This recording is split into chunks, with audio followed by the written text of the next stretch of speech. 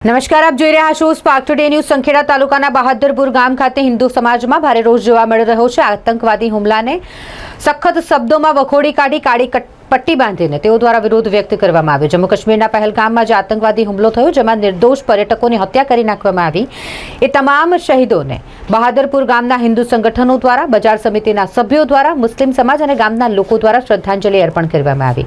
બહાદરપુર main બજાર ખાતે કાર્યક્રમ યોજાયો, જેમાં સનાતન હિન્દુ સમાજના ગ્રામજનો અને મુસ્લિમ સમાજના લોકો ઉપસ્થિત રહ્યા।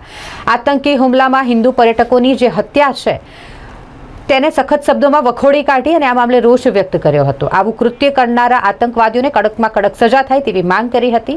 આતંકવાદી મુર્દાબાદ, પાકિસ્તાન મુર્દાબાદના સૌએ નારા લગાવ્યા અને સૌ જે ઉપસ્થિત હતા તેઓએ 2 મિનિટનું મૌન પાડી આતંકવાદી હુમલામાં મૃત્યુ પામનાર મૃતાત્માઓને શ્રદ્ધાંજલિ અર્પણ કરી।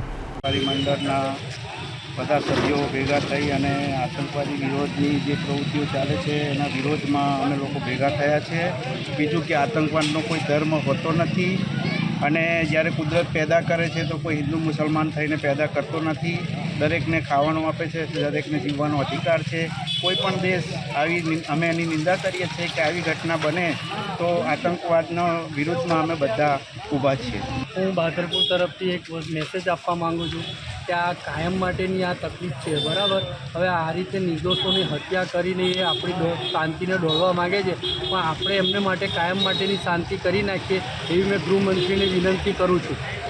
આતંકવાદને એક મારીશું 2 થશે, 2 મારીશું 40 પેદા થશે, પણ જે યુનિવર્સિટી જે હબ એના પ્રત્યે જ આપણે આકરા પગલાં લઈએ, આ અમારી રજૂઆત છે।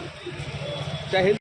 જય કાશ્મીર પહેલગામ ખાતે નિર્દોષ હિન્દુઓની હત્યા કરવામાં આવેલ છે આતંકવાદીઓ દ્વારા અને ખૂબ જ કૃત્ય જેવું કામ કરેલ છે।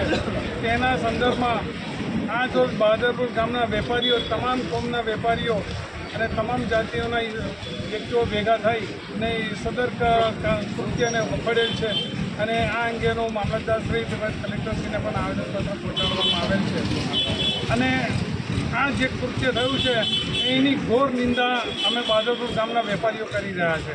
જય હિન્દ, જય ભારત।